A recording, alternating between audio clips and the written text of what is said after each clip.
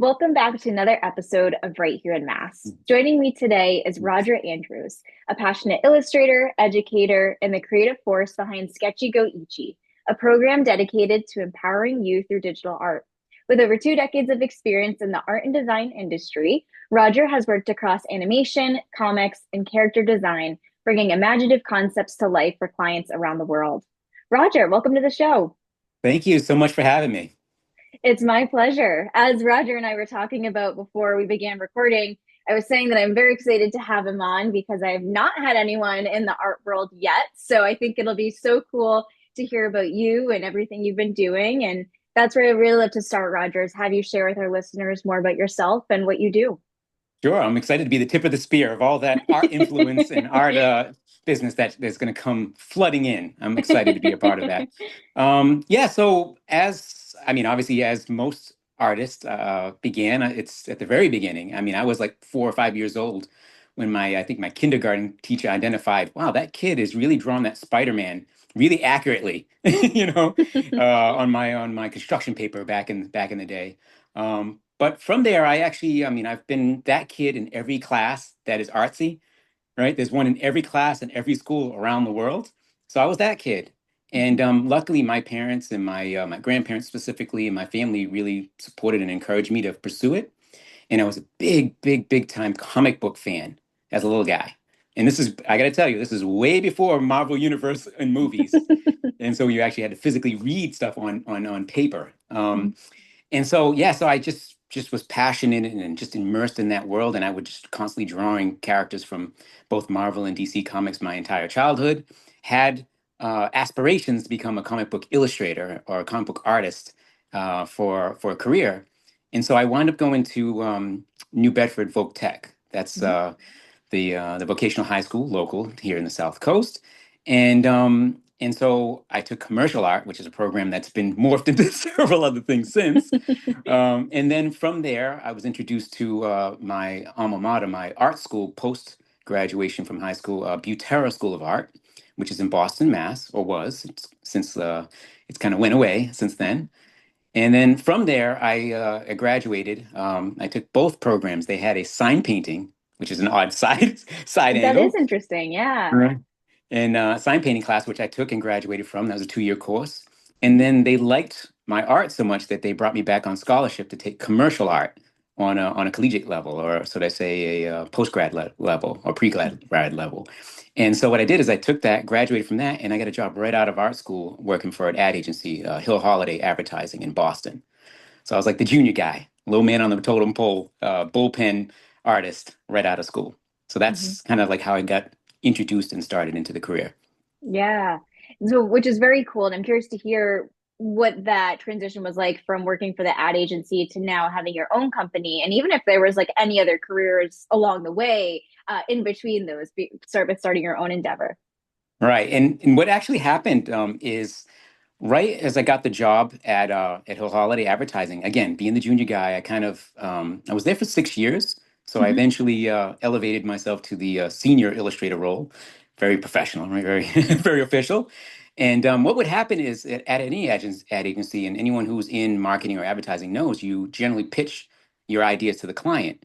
Hmm. And so our role was to create the visuals that would be associated with whatever product or services they were pitching. And so what would happen is there'd be a massive pitch for a new client, and they would bring in outside illustrators, freelance illustrators to help kind of buttress and support the amount of volume that was needed to be able to deliver on the pitch. And so these folks would come, they would sit side by side with us, we'd work in the trenches and do our thing. And then at the end of the day, they would leave and go home. And I was thinking to myself, like, I'm commuting back and forth. I'm in New Bedford, born and raised in New Bedford. I would commute back and forth to Boston. And that's every day. And then we do these huge pitches to like the wee hours of the night. And I would have to, take the bus home, or sometimes even sleep overnight. And these guys, they would go home and they were making like 3, 4 times what I was making. So I Hmm. had a little bit of a eureka light bulb moment. I was like, geez, what if I just went freelance and became one of those guys? And luckily, I just had always had an entrepreneurial spirit, and so that's what I did. I put in my resignation, and then I just started establishing a client base both in Boston and in New York, and then eventually in LA as a freelance illustrator, working in for doing storyboards and comps and things that were related to preliminary art that would actually eventually get sold through for television commercials, magazines, and advertising. So I essentially just decided one day that I'm going to become my own entity, and did so. And from there, I just continued to build my client base. And this is all throughout the 2000s.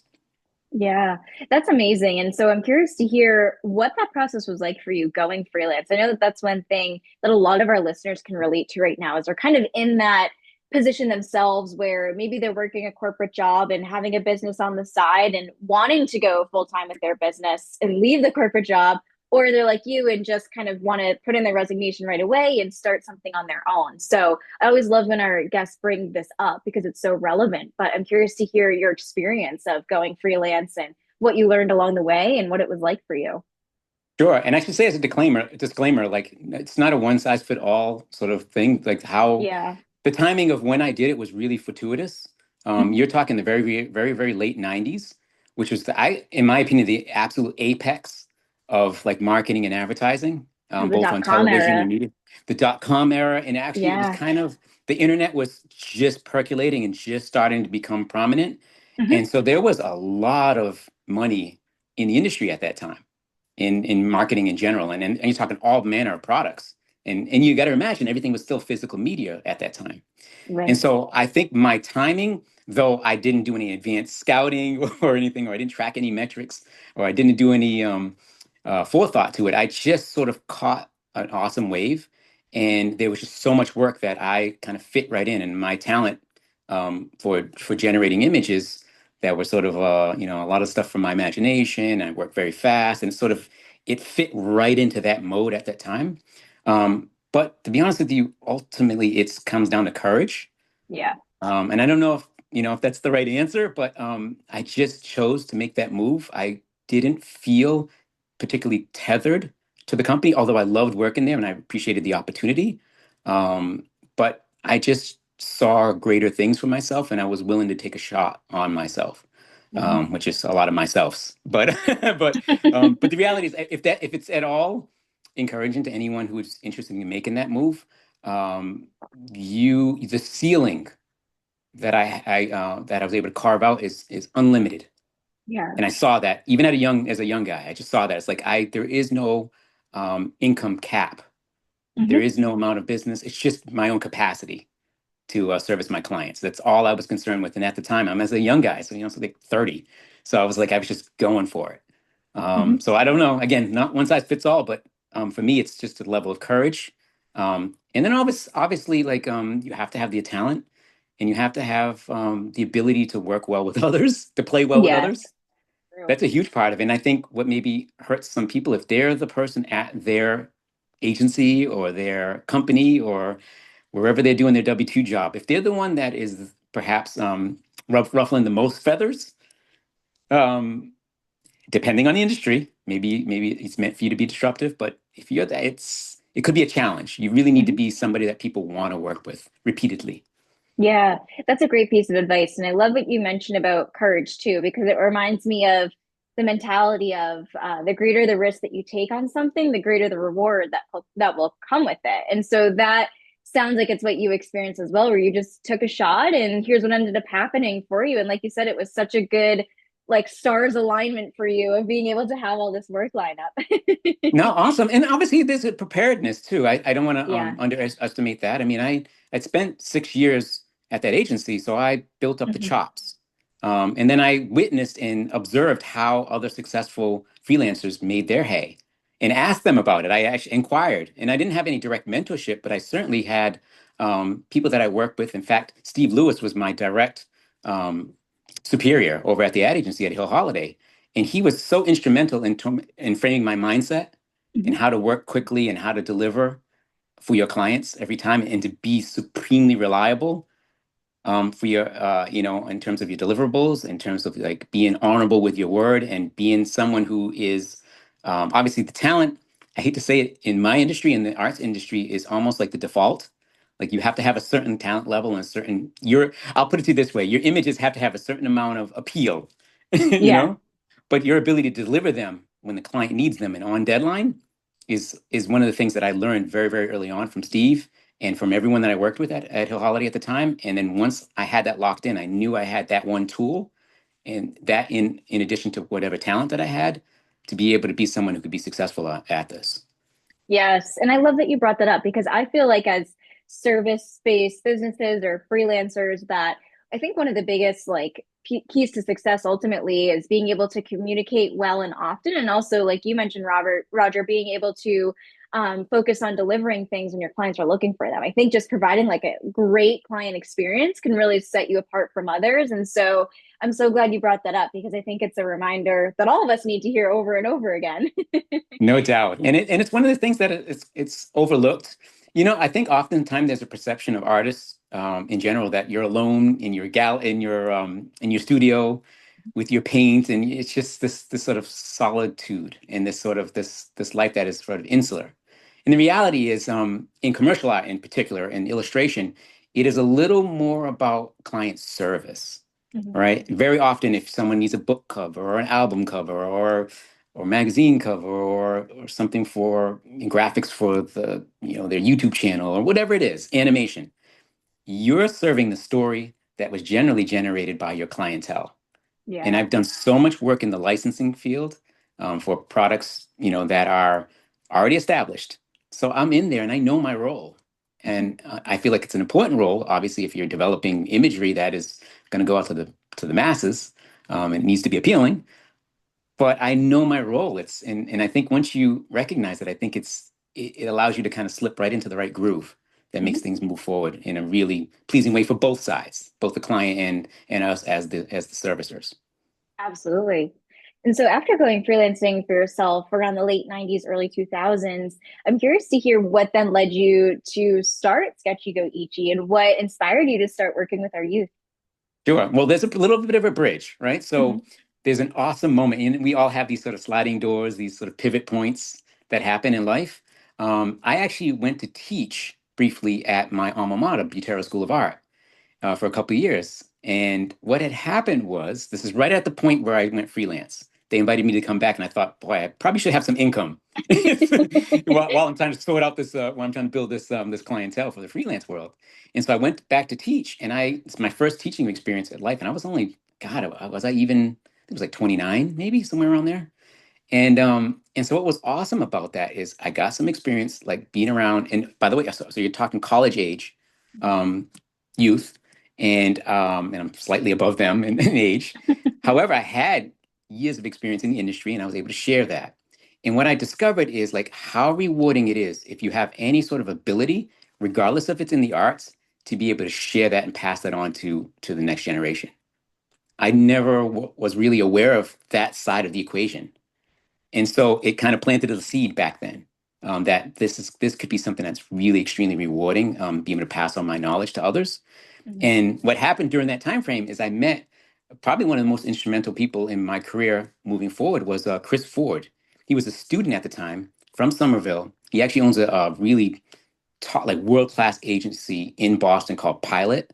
And what they do is they do branding and materials for like Hasbro and Mattel and Oh, all amazing. these I mean, you name it, Star Wars and Marvel and Transformers. They do imagery for all, like video games, and they do a bunch of stuff, right? But at the time, he's just a kid, and so a kid that I'm teaching my stuff on to, and he remembered me. And when he graduated, he got a job at Hasbro. Mhm. And so he remembered me, remembered my teachings, and he decided to bring me in as a freelancer to Hasbro. I had not had them as a client yet. And when he did, it unlocked this mystery box of of possibilities, because Mhm. now not only I was doing what could be a little bit drier advertising art, it Yeah. got pushed into doing like now I'm doing stuff for toys and games and board games, and I'm doing stuff for figures and everything you can imagine, box covers and vehicles and play sets and game boards, all of that stuff. And it just spun me around. I was now doing the stuff that I grew up drawing, the characters and the things that I grew up on. So I just, you talk about courage, like I went all in. I dove Yeah. all into that, and that changed the dynamic. But what that did though, however, is created this second leg of my career that really probably what would for most people would be this like this really high. I was really working quite a bit during that period of time, and you're talking all the way through into the crash, the economic crash around 2008, 2009. I was just on a run, and I, like everyone else, was affected by that crash, that the kind of the '08, '09, sort of real estate crash. And then everybody pulled their budgets back. All the companies, all the agencies, everybody, all at once. Yeah. And then again, it made me decide. Geez, I probably need to pivot. So second seed planted. So second seed, neither one have been watered yet, but second seed planted. Like, yeah, perhaps I need to have some sort of secondary income or something else if this illustration thing just poof goes away. Mhm. And so that's, and then the final seed with actually gets the water in the proper soil is, we go to fast forward to 2023. 2024 is probably really more accurate. Mhm. Late 2024, I just, or so I say early 2024, the very beginning, I decided, you know what I'm going to form a, basically my own little school, and it'd almost be like a little traveling road show. And I thought to myself, if I'm going to do that, I had already made the transition to becoming a digital artist, Mhm. right? I'd already decided that, primarily most of the work I do now, after being a traditional artist my entire life, is on the iPad. And so I thought to myself, if I create this mobile experience where I have the iPad, I bring it to the students and have it in a space where people can collect and meet in person, right? It's, to me, that's almost like the antidote to everybody who's so fearful of AI. It's like it's personal experiences, in-person things, and then allow me to partake, or should I say, to share all of that wisdom and all that knowledge and all that stuff that I've learned, all the tips and tricks that I've learned over the years, directly to particularly youth, but it could be people of all ages, and but doing it specifically on the iPad. And I thought that was my hook.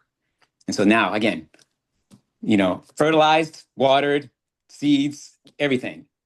That's what, and it's like, and then when I started doing that program, it just opened everything up. And because, be honestly, before that, SketchyGOichie, all it was a YouTube channel.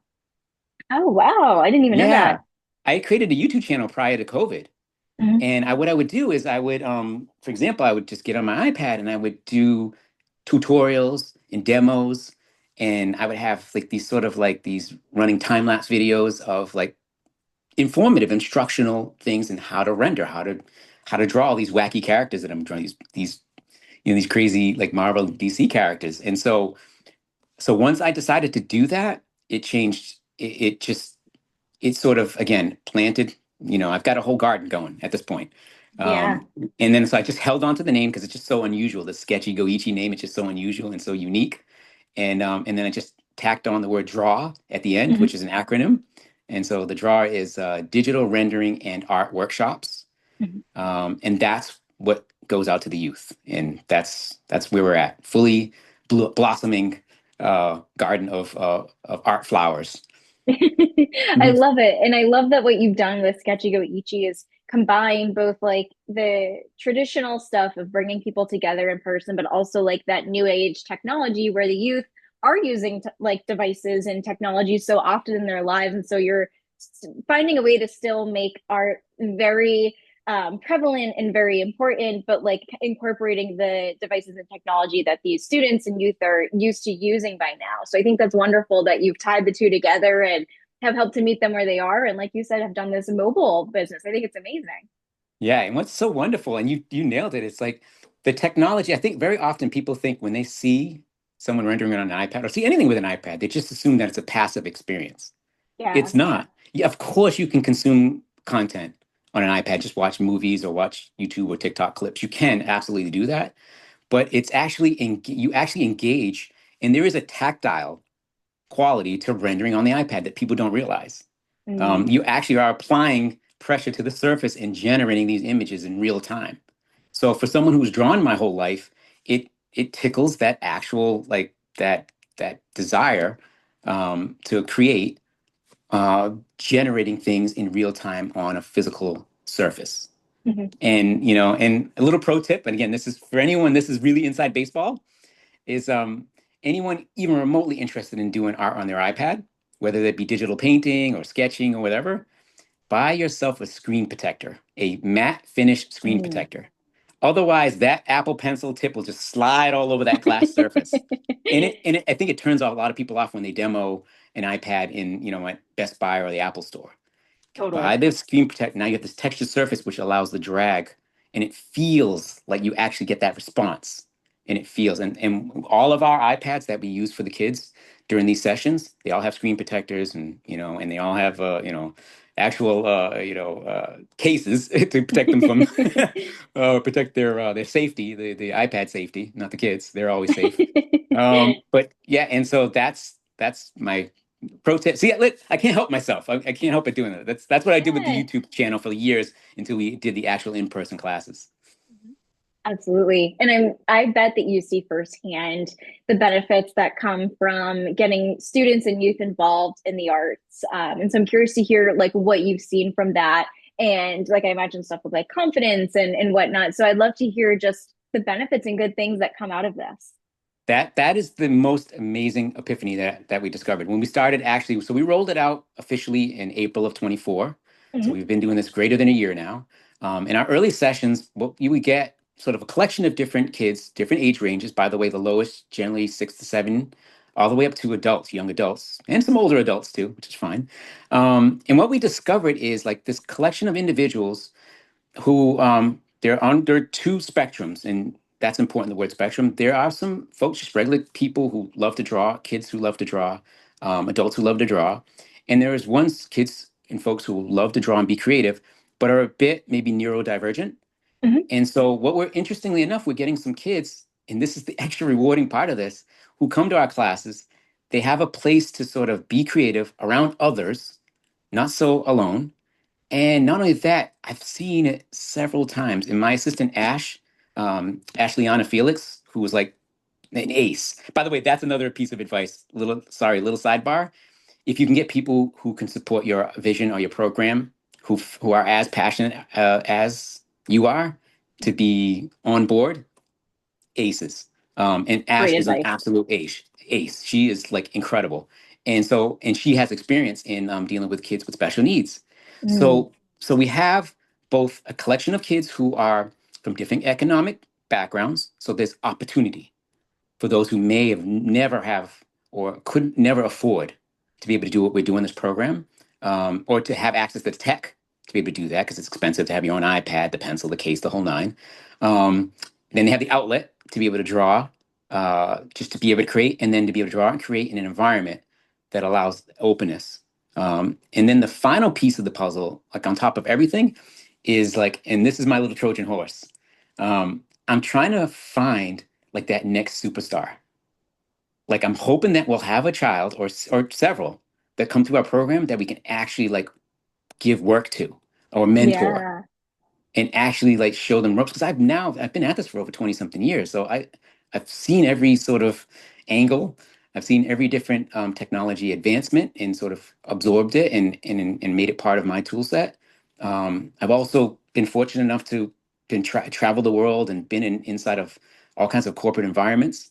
And then I've got an awesome client base, current client base of like toy and video game clients that we service. Mhm. And also Altered Reality is one of our clients. So we do stuff for comic book conventions and material like graphic design. So we do a lot of stuff. So I think it would be awesome to identify and actually provide opportunity for kids who may want to seek a career in the arts. Mhm. That would be the apex of what we could do. That is a Otherwise, just very have them. cool. Otherwise, for them to just come in and have fun drawing is great. Mhm. For them to learn and advance their skills, great. For them to have an opportunity to have access to technology that they wouldn't otherwise, great. But the absolute top of the totem pole is like maybe there's someone who like maybe never would have gotten that opportunity otherwise, and that we were there to kind of provide inspiration for and perhaps a platform for them to launch their own careers down the road. Definitely. And I think that is very cool to think about that one day one of the youth that you're working with could end up becoming your next prodigy that you could end up bringing in to help with that. And I especially love what you mentioned too about what you're doing with SketchyGOichie is providing those equitable opportunities for all. Like you mentioned, regardless of socioeconomic status or backgrounds or whatever it might be, you're providing these opportunities for youth to get engaged in the arts and be able to try something new and see how they like it. And so I think it's really wonderful that you're prioritizing that and the programs that you're running. Thank you. Yeah, and I think to be honest with you, we were very deliberate when we started it. We priced Hmm. it, the program at a really affordable rate to Hmm. allow everyone to have access. We run specials where you can buy. For example, we did a 10-week course. We run specials to allow it to make it more affordable. Hmm. We went from one location in New Bedford, Co-Creative Center in New Bedford, where we do Saturday programs, to now we added a second location in Fall River, so-called Art Labs in Fall River, to do another series of workshops. And then what's been happening, here's the most rewarding thing. So we got hooked into the Greater New Bedford Youth Alliance, and some of their vendors and their sponsors and their fellow members have been Hmm. sort of bringing us in to their locations to come conduct our workshops. And so we're having an opportunity, to go to, like, we work for the Parks and Rec Department. We've worked for the schools, actual school systems. We've worked for, museums and libraries and community centers. So we're starting to like spiral out and provide our little program to the world. Or Yeah, at least starting with the South Coast, radiating from the South Coast. We're starting there. definitely. And those partnerships that you mentioned are huge. I mean, being able to get into those different collaboration opportunities is so great for helping you to expand the number of people that you're serving and supporting, and have new ideas that can come through and whatnot. So that's really awesome. Yeah, and that's again, that's all of it's rewarding because those people, particularly the ones that are in youth services, Hmm. um, amazing people, like their organizations, what they do at the zoo and what they do at the different, community boating and all these, like what they do for the local youth is amazing. The fact that I feel so honored that they choose to bring our little iPad art program and allow us to kind of do our thing. And we sort of we're flexible, so we bend the program to fit whatever the theme is of whatever location, like for the zoo, or again, for example, the zoo or community boating, or even the Boys and Girls Club or wherever. Hmm. We choose to, like, we orient our programs because we're flexible enough, Ash and I, to be able to create different lessons for each environment. Totally. And one thing you mentioned that I was going to ask you about, so I'm glad you brought it up, is that you still have clients that you work with. And so I'm curious to hear Mhm. how you balance both the clients that you work with and then also SketchyGOichie and all the programs that you're running there. Can I tell you something? Just do it all. Yeah. Here's an amazing thing. And again, maybe, and I know every human being is different, and Hmm. everyone's capacity is different. So I have to give grace to those who feel like perhaps they're overwhelmed, or they have only so much fuel in the tank. Yeah. And again, every person is different. Um, I myself see every single one of these things as Hmm. an opportunity not to be missed. So if I get a call from a client to do, some character design for a video game, I'll do that.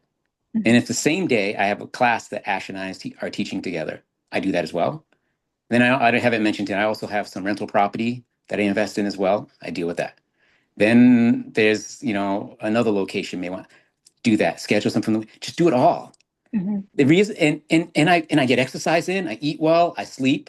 I read. So I'm not a mad person who's working 24 hours a day. However, I don't turn down opportunity because it's there, and who knows for how much longer.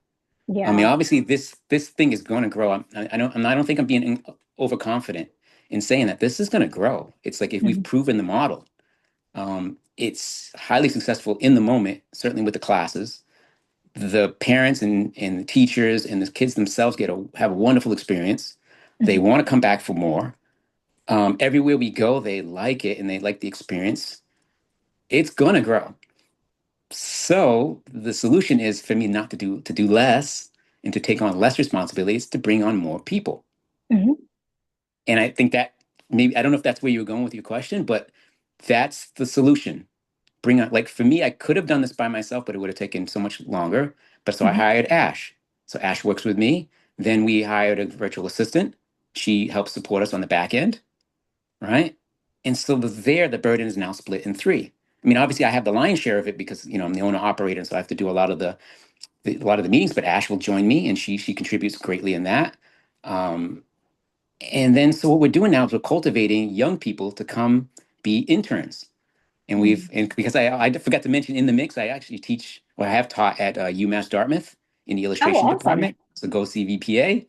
And so I've obviously encountered some incredibly talented students who are incredibly ambitious and looking to build their career. So we asked them to come join us for some of our sessions and be interns.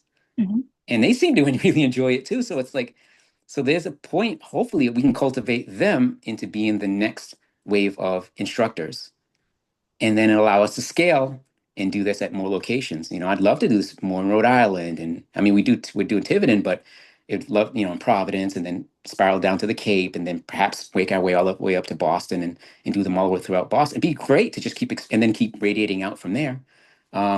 So I guess the answer to your longest winded, and by all the way, all my answers have been long winded.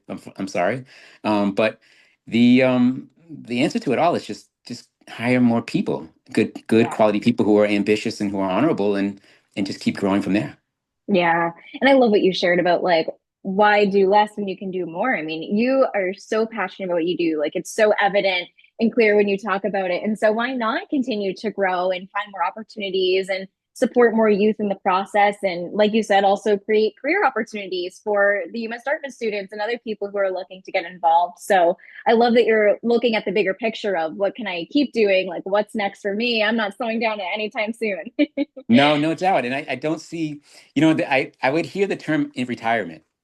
And I understand if you work at a job that not, you don't even have to hate the job, but it's just perhaps it's repetitive, Mhm. or perhaps there's a long commute involved, or anything. Or you can even love the job, but just have done it for 30 years and have had enough. And you want to retire and you want to play golf and pickleball and have a good time and travel. Yes. Um, but I don't think everyone's wired that way. Like I Yeah. don't see a scenario where I'd ever want to retire, and maybe that's less. People will identify with that less, and Mhm. that's not my intent. But there is perhaps maybe there's a happy medium where it's semi, but I can always semi-retired. But I always see an area of like creating maybe a new aspect to this business, or perhaps consulting, or I would love to teach more. Even though Mhm. we're teaching these classes, it'd be awesome to like some university or art school would want me to come through. Like we go down to Savannah, Georgia a lot, and I'm not sure if you're familiar with SCAD in Savannah, Yeah. Georgia. Yeah, and it's like if I ever had an opportunity to teach there, I would in a minute, Yeah. and Done then deal. build a program down there, doing the SketchyGOichie draw in the Savannah, Georgia area, Mhm. and I would do it in Detroit, and I would do it in LA, and I would do it in Atlanta, and in Florida. I don't see a scenario where this needs to stop here now, because I see an opportunity for others to kind of take the baton, and I'll be on the CEO level at some point, Yeah. perhaps. Yeah. I love that. For anyone who's listening to this episode who is currently pursuing a career in the arts or may be interested in pursuing a career in the arts in the future, what advice would you have for them for getting started? I think the main thing is build a body of work, Mm. and that body of work needs to be shared. I think again, artists, we have the reputation of being, sort of to ourselves, and I think artists, we have to recognize that art is best served to an audience, Mhm. and so create a body of work and then post it. Yes, people are always concerned, oh, somebody's going to steal my art. No, you post an image, relatively low resolution, on Instagram or Facebook or whatever service, and share your process. Share some of the preliminary sketches and things that it took to get to the finished piece, and share like create content around the art that you love to do, right? And take on commissions. Open yourself to commissions. If you're newer, have it at a fairly fair price for your clientele. Build a clientele and an audience. But the main thing, number one, and I come across artists all the time of all ages, and they're like, "Whoa, let me see your stuff on Instagram." "Oh, I don't have an Instagram." Why not? It's like, because and I'm fortunate. I mean, I have my assistant post our stuff, so Mhm. I can just draw a piece of art and just send it to her. I can email it to her, or drop it in Slack, and she'll take it and post it and create a whole write up for me. So I'm fortunate in that regard, and I get it because I did it myself for many years. That's a Mhm. little extra, couple extra steps to scan it or to take the image and do a little blurb about it and put it on Instagram or Facebook. I get it. It's a little bit of work, but you never know. You might catch the right audience. And again, I Yeah. know this, it's a very, very big ocean that you're taking your little water droplet and dropping yourself into. But the reality is otherwise you're gonna have no shot of building an audience if you're just by yourself. And then submit your stuff to galleries if you're someone who's a painter or whether it be abstract or traditional. Um, just be like go to openings and meet and network. And I know for those a little more introverted, it's a challenge to do that. I'll believe it or not, and you may not, because I've been rambling on this whole conversation. I'm not introverted so much as like I was always was a shy person. And you talked about courage earlier in terms of like making that leap into being a freelancer or a leap into starting your own business. But there is a certain amount of courage that if you can muster up just to be personable and Yeah, to go and meet people and ask them questions. And the biggest piece of advice I give people is whenever you're in an environment that is new and you're around people that you're looking to network with, ask about them and be totally. genuine. Don't be like surface level. No, ask about the people that you would hope to collaborate with. Get to know them, Mhm. and that to me works like a champ because it's like it's sincere. And people recognize sincerity and they want to work with people they can trust. It's really natural. It's really, I know it sounds overly simple, but people want to, they if they feel like you care about them, care and care about actually care about them, it really makes it a lot easier to network and be part of someone else's project and them perhaps being part of yours. Yes. Oh, great advice, Roger. I love that you shared a few different things there of really being able to, one, have a great portfolio that you can showcase of your work, and two, really being able to put yourself out there and connect with other people and find out how you can support them. And then that will turn back around on you. So I think those are really solid keys there that people can keep in mind as they focus on growing their career as an artist or in the arts in general. And now, Awesome. a fun question that I'd Sure. love to ask you, knowing that you're in the New Bedford area, I'm curious to hear what your favorite local businesses are to support. A number one is Play Arcade. That's Oh, it's a like fun that spot. literally like as soon as you mention local business, that's like the A number one spot. I mean, Adam Katz and his family they're if that is like heaven. Like whenever I walk in there, I feel like someone's taking a heavy blanket off of me. It's like I'm at home, you know? Yeah, I love that. And yeah, have you been? I have been. I've been once, but it's a very fun spot. So I love that you gave it a shout out because it's a really good spot for anyone on the South Coast to take a look at. Yeah, and it's there. It's an awesome place. Obviously, co-creative. I love co-creative. Mhm. Dina Hayden and what she's doing there with all and all the fellow artists that work there and the fellow business people that work out of there. I love SoCo Art Labs, the Rigos, known as the Rigos in Fall River, Nelson and Jen Rigo. So they've been very supportive of us. They just recently moved locations, so be mindful of that. Anyone who's looking to buy art or to be part of their community, and then additionally on more of the sort of services or sort of things that are related to the youth, it's the Greater New Bedford Youth Alliance. Like, and all the connections that we've made through them, like almost too numerous to mention. I wouldn't want to mention any single one because if they ever, when they listen to this interview, they're going to be like, "Oh, what? You forgot us," you know? But Exactly. there's quite a few people that are in that organization in the the planets, the organizations that sort of orbit them Mhm. that are incredible. Like they're just like they're so dedicated and inspiring. So but those are like in terms of like this and then there's a gazillion awesome places to eat down here in the New Bedford area and Greater Fall River and Greater New Bedford area. There's like dozens, but I have again that's another one I'd insult some of some of those restaurant owners because that's one thing I love. I love me some eating out, you know. Love it. Roger, this has been a really awesome episode, and I've so enjoyed having you come on the show to share everything you've done in your career as an artist and illustrator and educator throughout this time. And now I'd love to have you share with our listeners where they can find you online in case they'd like to learn more about you and SketchyGOichie. Sure. All right. So it's SketchyGoichie .net/draw. We're at SketchyGoichie on Instagram and Facebook and Twitter and you name it. Not Twitter, X and TikTok, everywhere. So it's at SketchyGoichie. It's spelled really strangely. I'm sure if you have show notes or anything that get there, I'll try it one time. So SketchyGoichie. So SketchyGoichie. Look us up. And then again, I'm Roger Andrews. I have a Roger Andrews illustration website if you want to see some of my work. And I'm also, of course, independently online, but I think SketchyGOichie is the way to go. It'll link you to everything you ever need on us and what we're up to. And Fantastic. also, too, I should mention before we go, I do Yeah, direct mentorships perfect. and direct one-on-one private art lessons, which is an interesting side thing Mhm. that I find insanely rewarding.